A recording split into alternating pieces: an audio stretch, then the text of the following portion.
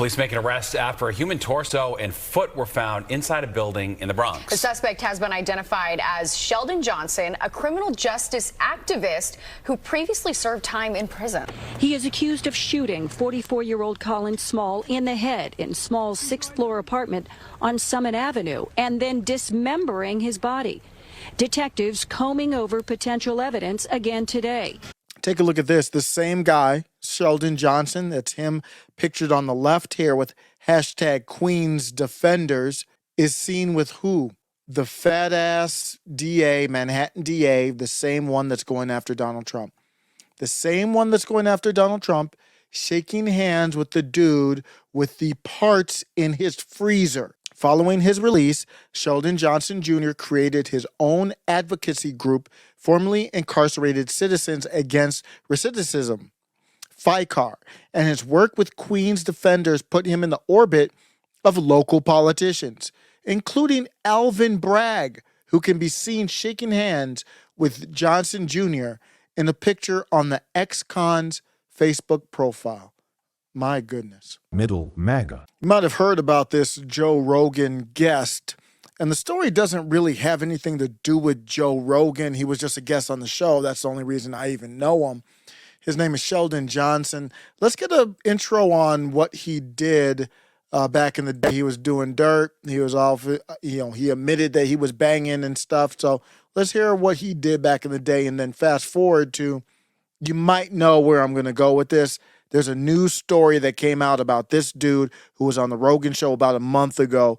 If you don't know, if you do know, stay. But if you don't know, you definitely need to hear this. In particular, I ran into him with his girlfriend. Did you get that case got dismissed, right? The gun charge? No, the one that you were away for.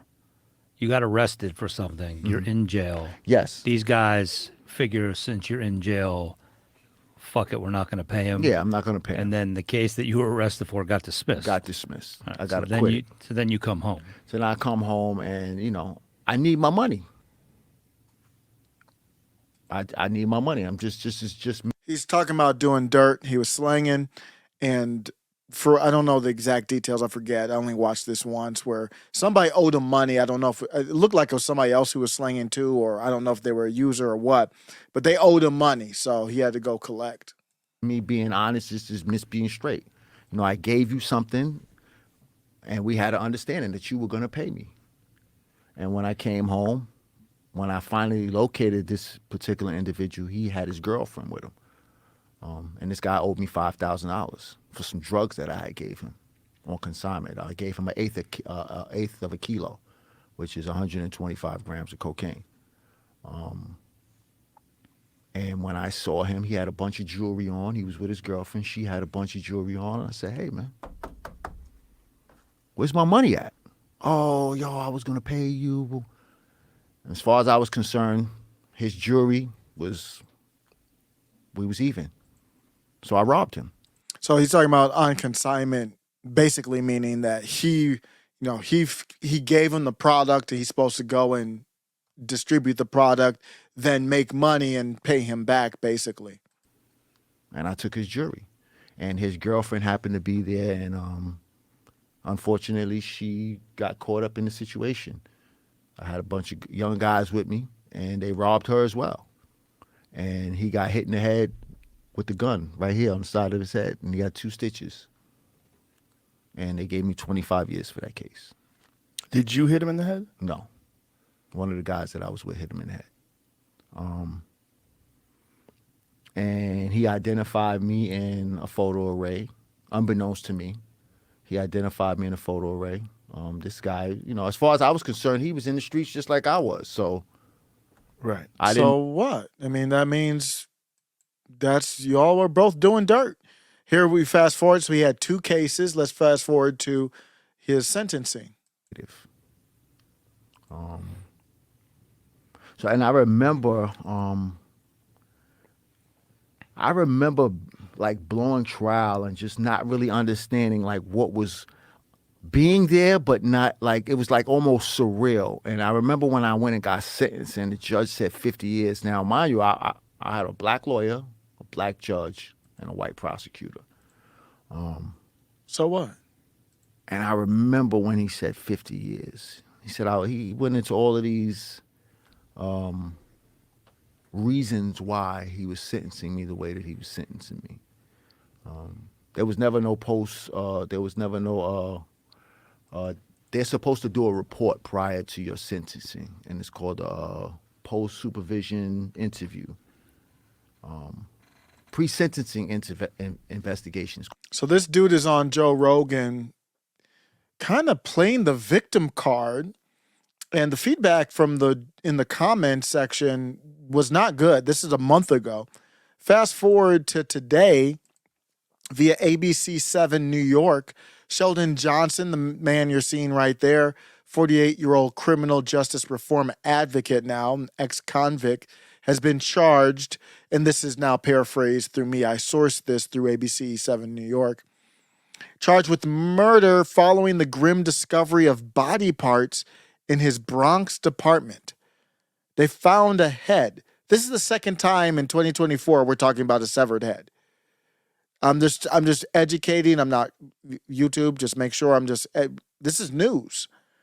On Tuesday night, authorities were alerted to this Summit Avenue hybrid section for a wellness check, leading to a horrifying discovery, I'd say so, in apartment 6G. A tenant reported hearing pleas for life and then prompting the police's arrival.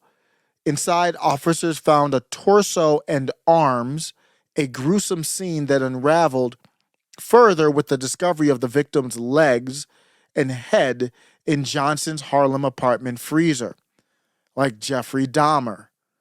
The victim was later identified as a 44-year-old Colin Small, who had been unlived via one to the head. The medical examiner's office confirmed the cause of death, noting bullet fragments in Small's head, which solidified the charge against Johnson. Johnson served approximately 25 years of the charge you just heard for attempted unliving and other charges. He's been an advocate. He's definitely been an advocate, just not for criminal justice reform. His transformation story, including his appearance on Joe Rogan, where he discussed moving away from his past life, contrasts starkly with the allegation he now faces. I would say so.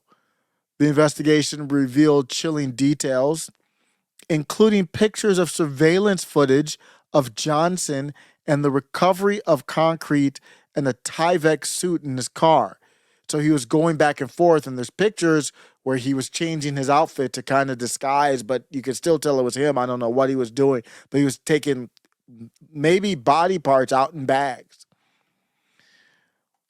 In conclusion here, man, when you come out, it doesn't matter. It could be just that you were put in. I don't care what the race is or all that. I don't care if you're a criminal justice reform advocate. I don't care what you call yourself. You could still be that same person you were 25 years ago. I don't know when this thing happened, but once you do dirt, it's hard not to do dirt. And it looks like he had trouble getting out of that life. No matter what he did on that show with Joe Rogan, no matter how good it sounded or how it was an interesting show. I mean, Joe Rogan is just always captivating. There's something about that seat and the atmosphere with his show that he brings out people no different than Tim Pool. Those are two shows where people go on as guests, and at times it's just really magical moments. It makes for magical moments. But I'd say if you end up a month later that the police have to run through your crib and we find severed parts in your fridge, that it's not every story has a happy ending, I would say. Middle MAGA.